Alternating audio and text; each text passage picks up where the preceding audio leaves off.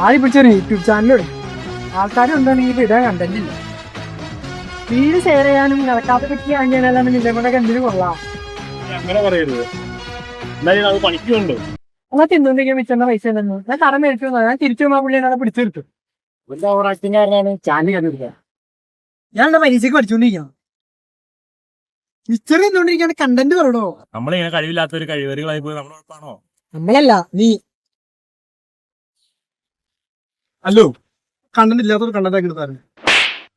കിട്ടില്ല അവിടെ